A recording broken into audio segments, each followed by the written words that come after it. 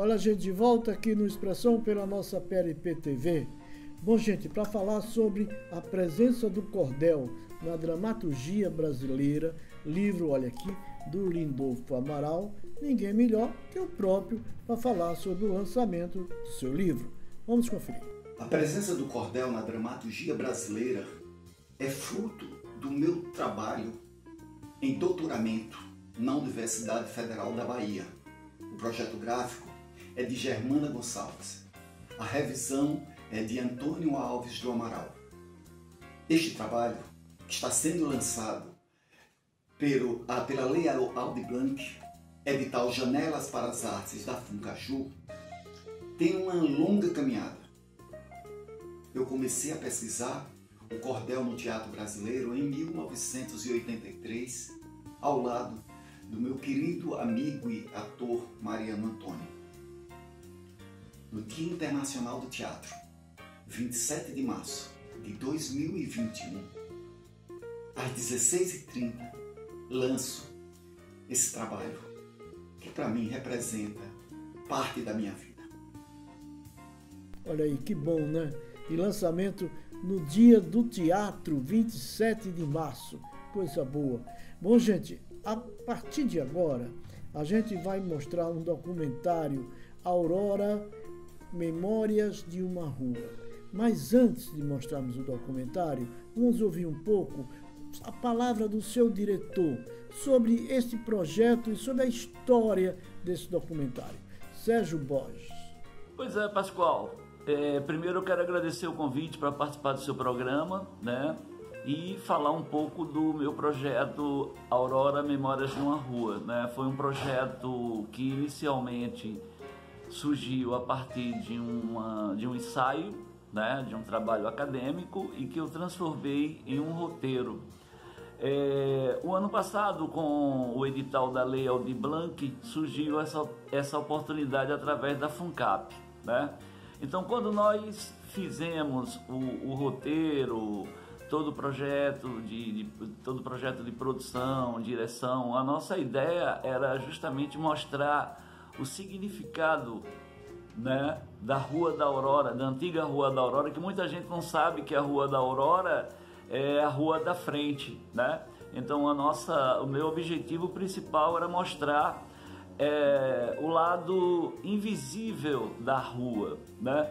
Para isso eu elaborei esse projeto, o roteiro, mostrando a Aurora no tempo passado, a Aurora no tempo presente e a Aurora no tempo da ficção, né? O tempo da ficção, que é algo inédito, né? Ficou bem legal. Então, para mim está sendo uma surpresa muito grande, porque o documentário em 3 dias já chegou a quase 8.000 visualizações no meu canal, né? No Cine Massapê. E está sendo bem legal, porque na verdade a proposta da FUNCAP era lançar, né, e foi uma ideia maravilhosa da direção da FUNCAP. Aproveitar, eu quero mandar um abraço para a professora Conceição Vieira, né, e toda a direção, o pessoal também da Fundação APLP pela força na divulgação do documentário, né? Então a nossa ideia era justamente lançar esse documentário no aniversário da cidade. Era um presente para a cidade de Aracaju, né? Então é a história da Rua da Aurora, é a poesia, é o lugar, é um pouco da minha história também, né? Um garoto criado ali na Rua do Lagarto, que descia a Laranjeira direto e ia tomar banho no Rio Sergipe. Então a gente tem toda uma experiência desse espaço vivido, né? É um documentário repleto de afetividade, de pertencimento, de identidade sergipana. Bom, depois de Sérgio Borges, agora é a vez de a gente assistir o documentário Aurora, Memórias de uma Rua.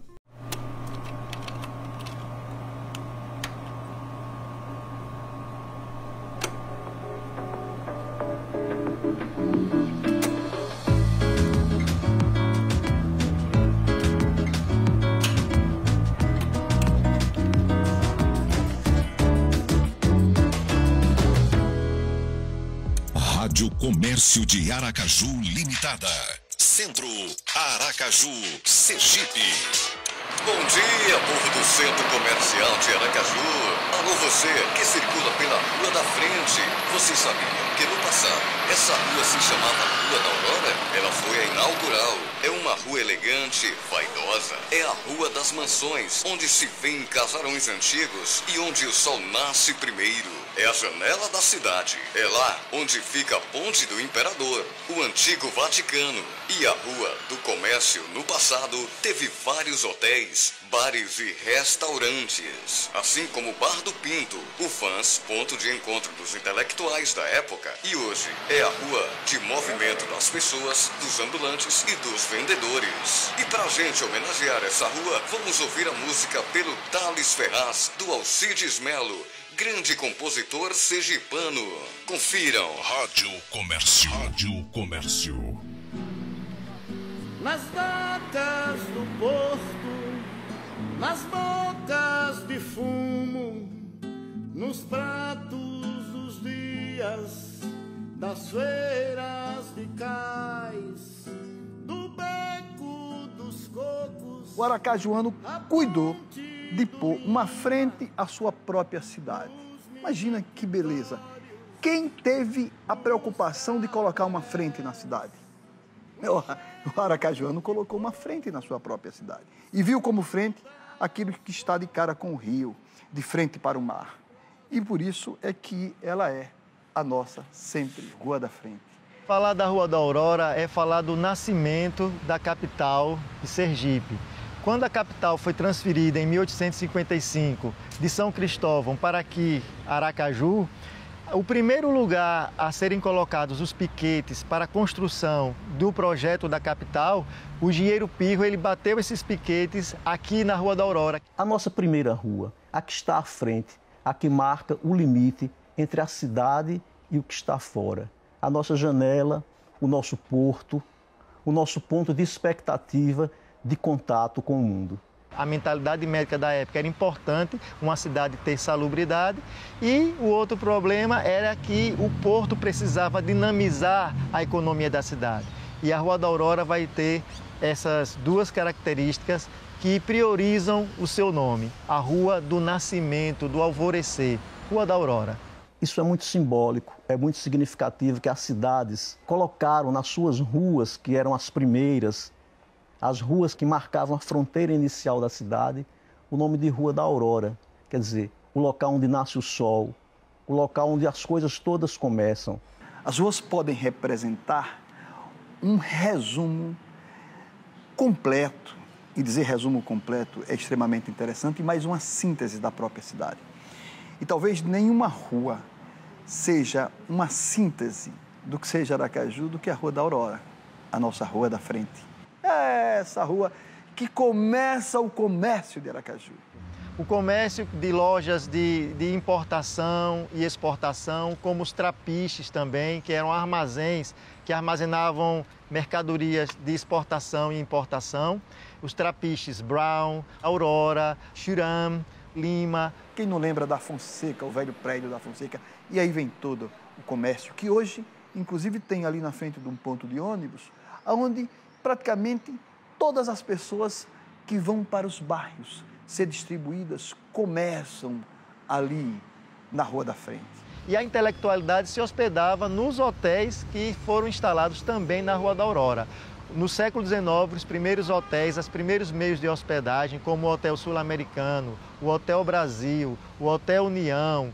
A Rua da Aurora abriga também um dos principais símbolos de nossa capital, símbolos arquitetônicos, que é a Ponte do Imperador. Ali desce Dom Pedro, imponente. Ali está a ponte, com seus índios em cima, formando e criando exatamente uma vertente que vai dar direto na catedral, a toda a religiosidade, onde no meio, a quem olha, observa de um lado o prédio da Assembleia Legislativa antigo, do outro, o imponente Palácio Olímpio Campos. Essa ponte ainda hoje é um símbolo arquitetônico de nossa capital e nela aconteciam regatas, disputas de natação para a travessia do rio, desde a Rua da Aurora até a Barra dos Coqueiros. Era a entrada da cidade quando os hidroaviões, na década de 20, começaram a pousar no Rio Sergipe quando não tínhamos aeroporto. Então a Rua da Aurora é a rua de recepção.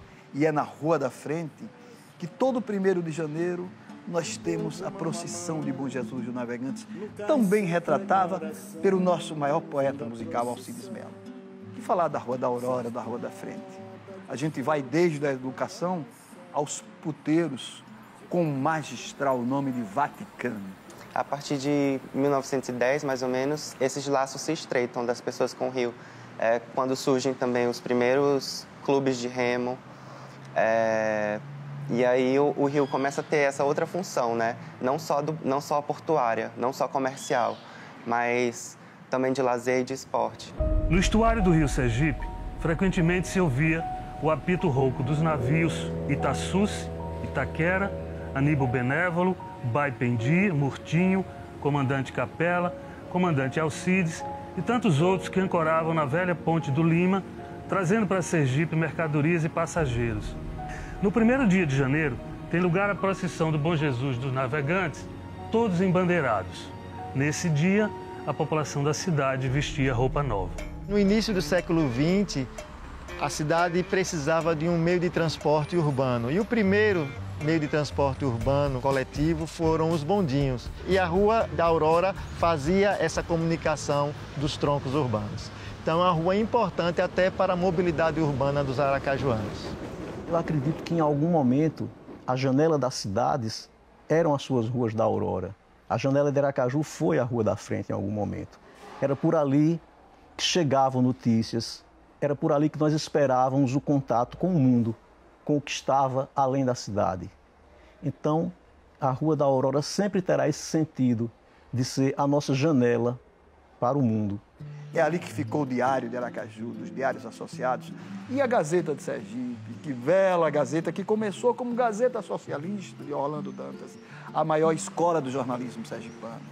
É a escola de João Oliva, de Zé Rosa de Oliveira Neto, de Pascoal Mlinal, pai do nosso Pascoalzinho, né? De Anselmo Góes, que é o único remanescente, Macepa, Ariosvaldo Figueiredo, grandes figuras. E ali, na Rua da Frente, se produzia a notícia e a formação, inclusive, da opinião que ia influenciar nas decisões e na consciência crítica do Aracaju. E ali, do outro lado, misturavam-se jornalistas com prostitutas, com os boêmios no Bar do Pinto, nas noitadas, aquela macarronada que a gente tinha da São Carlos, depois, posteriormente. Havia uma mescla da boemia, mistura de jornalistas com prostitutas, com intelectuais, com figuras da sociedade que, imponentes, guardavam naquilo que Nelson Rodrigues dizia, uma moral em casa e descrachavam no dia a dia, fazendo de Aracaju aquela cidade boêmia fantástica. Na década de 1980, eu tive a oportunidade de trabalhar no jornal Folha da Praia. E a redação da Folha da Praia também ficava na Rua da Frente. Passava a tarde naquela pequena redação na qual havia uma imensa janela voltada para a Rua São Cristóvão, mas da qual, olhando assim enviesadamente, nós víamos o Rio Sergipe e a Rua da Frente abaixo, com todo o seu movimento de carros, movimento de pessoas, movimento de vendedores ambulantes.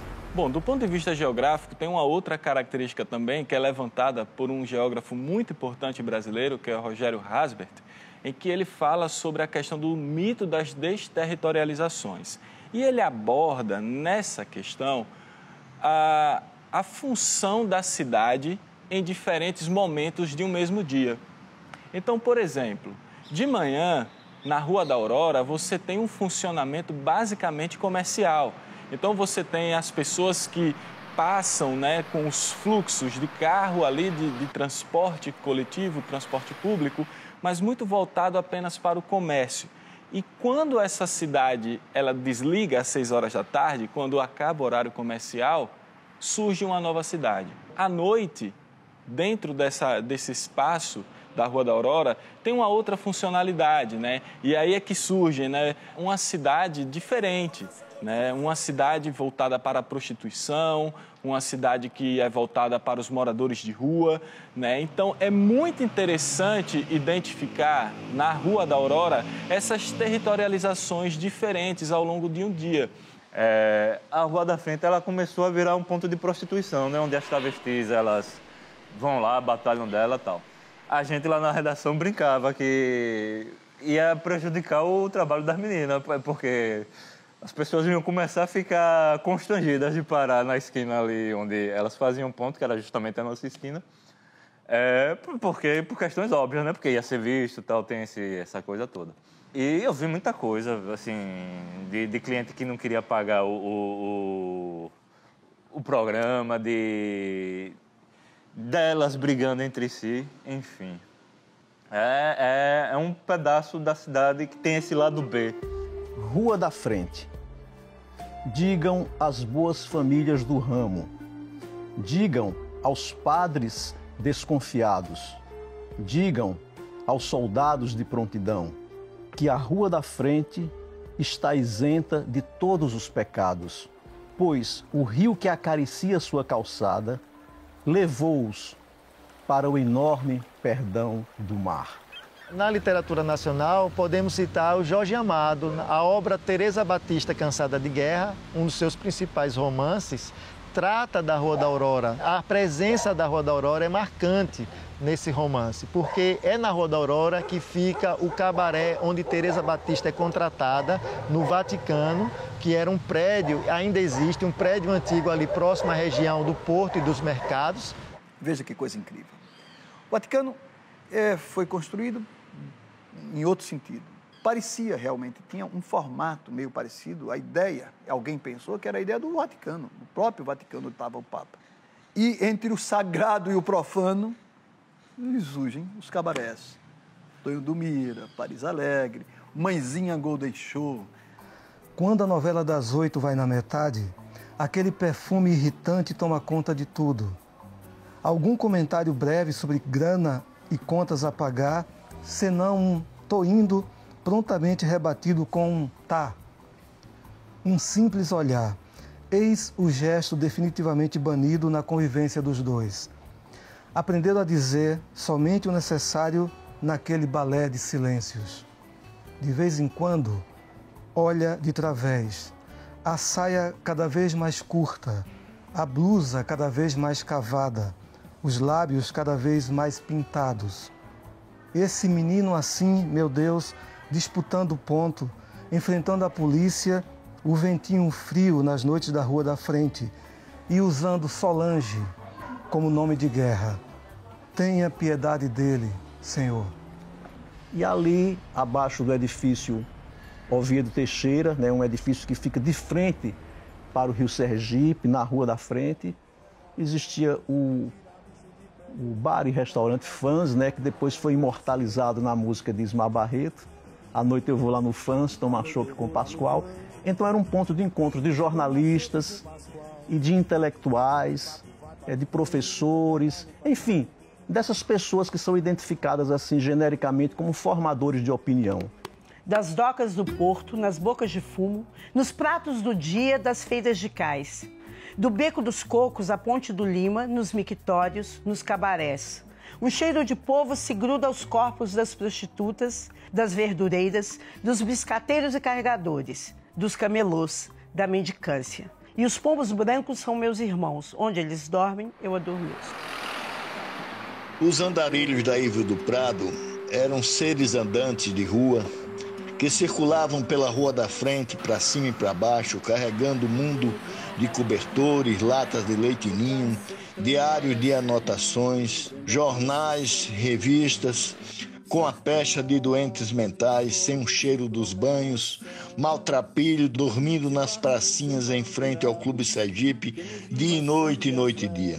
E andavam carregando seus mundos, suas histórias, encenando personagens socialmente marcados pela indiferença, pelo descaso, eram solitários como os botos do rio Sergipe, para cima e para baixo, sem respostas, errantes, segundo a sociedade, como uma abelha presa em um jarro. Quando eu cheguei em Aracaju para morar, na década de 1970, já não existia mais o nome Rua Aurora. O que eu conheci foi a Rua da Frente, onde desembarcavam, né, chegavam, ancoravam as balsas, as tototós. Era a rua principal de Aracaju por vários motivos. A primeira vez que eu fui na Rua da Frente, levado por meu pai, foi a primeira vez que eu vi o rio Sergipe daquela largura. Meu pai perguntou se eu gostaria de descer e chegar perto do rio, molhar os pés ou as mãos. Eu estava encantado com o rio Sergipe e aceitei o convite, né? E desci até a beira do rio e lavei as mãos no rio Sergipe. As pessoas que costumavam fazer a travessia para a Barra de tototó, de balsa, passaram a usar a ponte, né? E Cauê escreveu, à época, uma crônica bem saudosista desse movimento de ir até a Barra pela balsa. Esse período em que a pessoa esperava na fila da balsa para fazer a travessia, já era o carnaval, já era festa, era tão divertido, fazia parte do ritual de ir à Barra. Mesmo com a construção da ponte, por ser mais agradável, por não ter o transtorno de pegar o trânsito para atravessar a ponte, então é muito mais agradável você atravessar e observar a paisagem, admirar, do que você estar dentro de um carro e pegar um trânsito para atravessar uma coisa que não demora minutos, assim, né? Entre 1930 e 1970, a gente tem uma mudança na linguagem arquitetônica, né, que muitos podem considerar o estilo, quando essas edificações começam a tomar forma, uma característica eclética, deixando o neoclassicismo e adquirindo essa nova forma, essa nova roupagem. E aí vem o Art Deco e depois a gente tem elementos da arquitetura moderna, né, do brutalismo tão característico e que dá uma nova forma, né, a essa paisagem da Rua da Aurora. Se a gente for caminhar mais um pouco, a gente vai vir e vai logo de cara se dar com o edifício Atalaia. É o primeiro edifício residencial, traz a linguagem, as características da arquitetura moderna, né, que já vem sendo, né, difundida no Brasil, característica vinda, né, da Bauhaus, e aí a gente tem o edifício Atalaia com características marcantes para Sergipe, e principalmente para Aracaju. É um único edifício com o pilotis em V. A gente tem a linguagem dos rasgos, né, nas aberturas, a linguagem reta, a característica dele, né, remete a outras edificações que está sendo construída no mesmo período em outras cidades também do Brasil. Quando Dona Marta, já viúva, embarcou no PDV do Banco do Brasil e largou tudo para comprar um terreno na Barra dos Coqueiros, prestes a falir, começou a ouvir dos cachaceiros assíduos do local que ela devia abrir um cabaré para ficar rica. Vocês são malucos e eu vou encher minha casa de rapariga e de raparigueiro? Jamais, gritava possessa Dona Marta. Você não precisa ter uma casa de prostituição. Pega mal para a reputação da senhora. Mas pode muito bem receber casais para noites de amor aqui. Daí surgiu a ideia de criar a Suite Swing, para onde só se chegava de tototó. Sigilo total. Totó total. Vicente era o melhor amigo de Marcão e vivia pedindo para ser levado a um cabaré, a fim de perder a sua tão tardia virgindade. No caminho da Cinefoto Valmir, a fim de comprar agulhas e vinis para suas vitrolas, Marcão parou Vicente na esquina próxima ao Cacique Chá e falou: rapaz, esse negócio de cabaré tá por fora. O lance agora é na casa de Dona Marta, a Suite Swing. Sua meta é tomar um banho bem tomado, passar um aquinase nessas suas espinhas, ralar um bombril na virilha e partir pro ataque. Vicente, cabreiro, topou. Mesmo quando Marcão falou que ele teria que pegar um tototó sozinho e ir na frente, antes dele, que depois chegaria com as meninas. Estou fazendo isso por você, amigão, porque já estou até enjoando de mulher, sussurrou Marcão. No tão aguardado dia, Vicente, mais cheiroso que penteadeira de rapariga, embarcou num tototó rumo à Barra dos Coqueiros com destino à sua primeira noite de amor. Ao desembarcar, com as pernas bambas, mal se sustentando na ripa de madeira que se fazia de escada, Vicente se via portando na Ilha da Fantasia. Só faltaram o Sr. Roark e seu fiel ajudante, Tatu. Logo recebeu uma máscara para não revelar sua identidade, como era praxe no evento. De lá de dentro, uma casa simples de madeira, mas com luzes coloridas piscantes, ouvia-se Sônia, de Léo Jaime. Imaginem vocês, curiosos leitores, o menino Vicente adentrando num salão abarrotado de casais mascarados, se beijando, agora ao som de Enrosca, de Fábio Júnior. Mesmo mascaradas, reconheceu ali figurinhas conhecidas, habituês, das matinês das boates Saveiros, Cataventos e Mixon. E nada de Marcão chegar. Solidão maior não havia em meio àquela reunião surubrâmica. Até que apareceu uma menina linda que nem disse seu nome, muito menos tinha aparência de quem frequentaria assiduamente um ambiente daqueles. Surpreendeu Vicente com um recatado beijo na bochecha, dizendo que estava ali amando de Marcão. Vamos perder tempo não, que a noite é curta e já me disseram que a sua vara é longa. Falou de supetão a misteriosa gata recatada mascarada. Vicente correu deslumbrado, os olhos pela suíte gigante. Antessala, sala, quarto de casal com barra de polidense e uma banheira, cheia de rosas. Marcão, porra, o que é que você tá fazendo dentro dessa banheira, todo depilado, de sunga rambo-selva com um copo de champanhe? Gritou Vicente.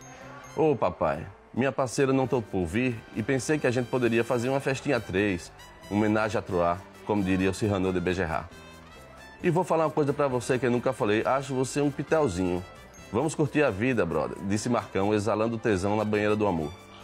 Num piscar de olhos, Vicente se picou da antessala, da sala, do salão, deu uma bicuda no tatu que nem estava lá e saiu da ilha. Foi visto no dia seguinte, todo molhado, andando no calçadão da beira-mar, virgem e morto de cansaço por ter voltado nadando até Aracaju, a fazer inveja a Zé Peixe. E aí nos deparamos com um dos mais belos espécimes da nossa arquitetura, do ponto de vista singelo. É a casa de Zé Peixe.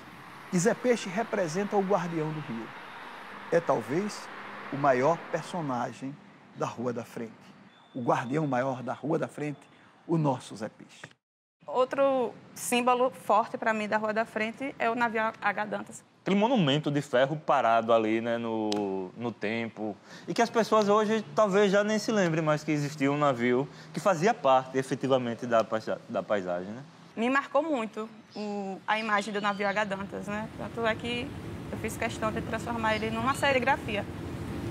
É uma memória gostosa, a imagem do navio. Era comum, por exemplo, as pessoas tomarem banho no rio da Rua da Frente. Antes, pessoas de baixa renda, assim, pescadores, ribeirinhos. A elite não tinha muito essa prática, mas depois que a rua foi se estendendo ao sul, chegando ali no iate, o rio começou a ser visto como saudável, como lazer. Então, a elite também começou a tomar banho nas águas do rio Sergipe, aqui da Rua da Aurora. Rua da Frente, sem rua de trás. Ponte do Imperador, Mercado Tales Ferraz. Quando você passa pela Rua da Frente, né, dá para perceber, com boas observações, as marcas que o tempo deixou do desenvolvimento da cidade. Basta você observar as construções mais antigas que remontam do início da própria construção da cidade de Aracaju. Então nós temos até hoje, né, alguns prédios muito importantes, né? Nós temos o prédio do Museu da Gente Sergipana, por exemplo. Nós temos também a sede da OAB, nós temos a Casa 704, que é a Casa do Zé Peixe. E também podemos observar a evolução do desenvolvimento de Aracaju sobre essas construções. E passando de ônibus pela Rua da Aurora, pela Rua da Frente, eu ficava observando a paisagem pela janela do ônibus, assim, tanto do lado do rio quanto para o lado das edificações, o lado edificado. E aí eu sempre me questionava por que essa rua tão importante, assim, esse acesso principal ao centro está desse jeito, assim, degradada, subutilizada, esvaziada. Essa ligação que ainda existe das pessoas com o rio, que se perdeu um pouco, mas que ainda existe, das edificações de tempos passados que ainda resistem ali na rua. Ela, de fato, foi o marco inicial de Aracaju, assim, quando a capital mudou para Aracaju. Ela foi o marco zero, assim. Então, ela era, de fato, uma centralidade urbana, ou seja, ela condensava diversos usos, serviços, comércio, moradia, diversidade de classe, lazer. Eu percebi vários registros de bares, boates, hotéis, coisas que hoje em dia você não vê na vitalidade urbana mesmo da rua. Nos anos 70, marca-se aquilo que chamamos o Triângulo das Bermudas. que o Triângulo das Bermudas? Porque justamente ali tinham 3 boates em que a juventude brilhava e ainda tinha o minigolf. Os amigos diziam que era a Esquadrilha da Fumaça, numa alusão aos alucinógenos dos anos 60 e 70, em que a marihuana rolava. E ali era, por isso que era o Triângulo das Bermudas.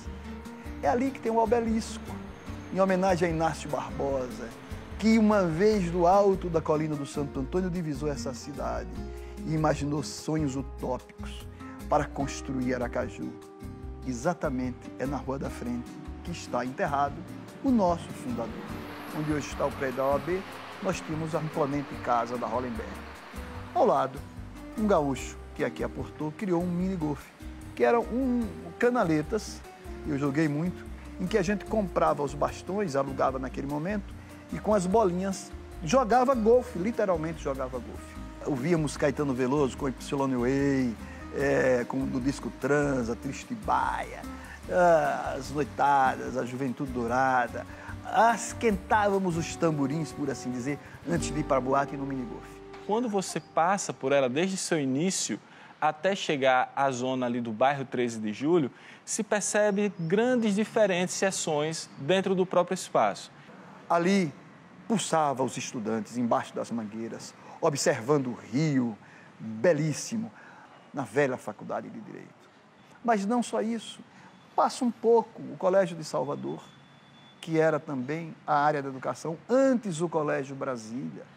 Então, a educação aracajuana pulsava na Rua da Frente, onde eu estudei, o Colégio Estadual Ateneu Sergipense, carinhosamente chamado de Ateneuzinho, que hoje abriga o Museu da Gente Sergipana.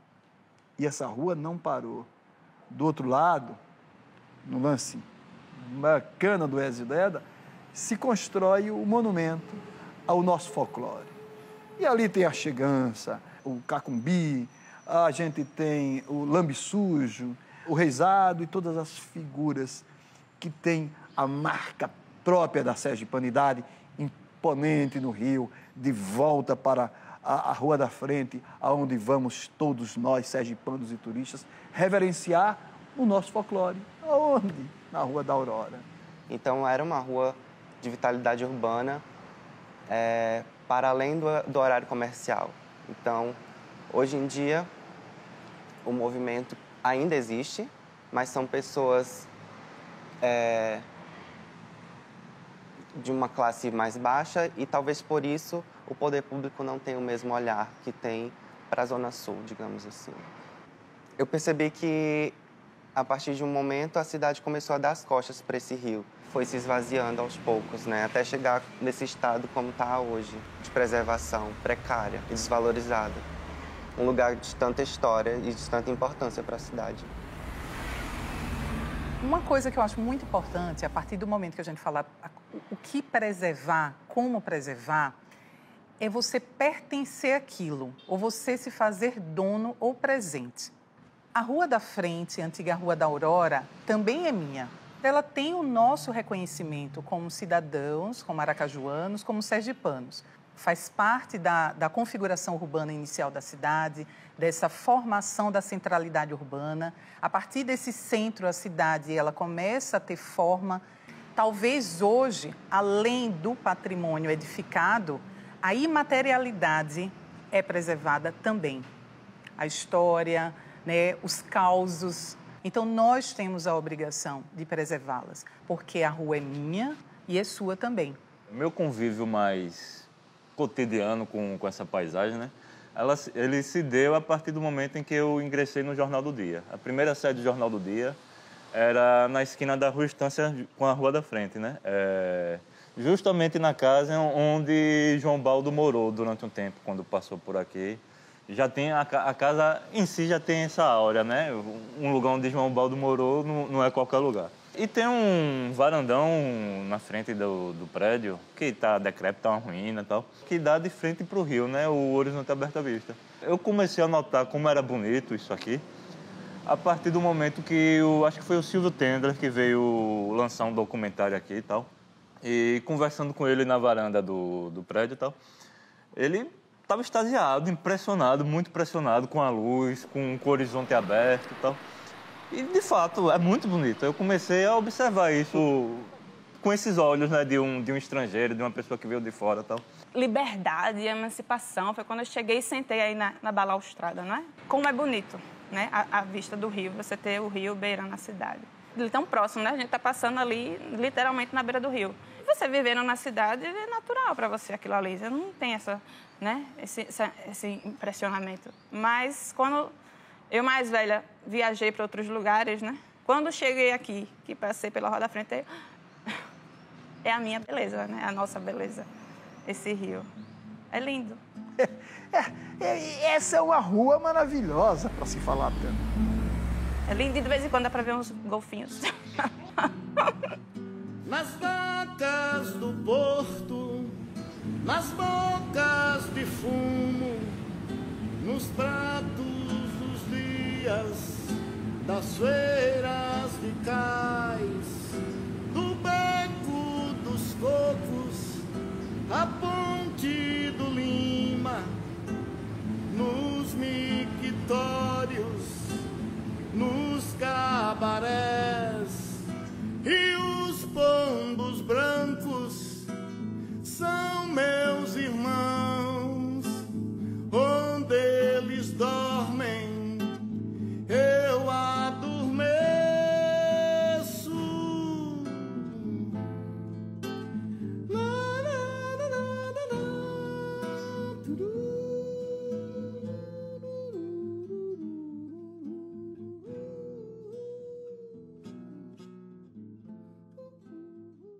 Olha aí, é histórico o documentário, né? Registro realmente muito legal.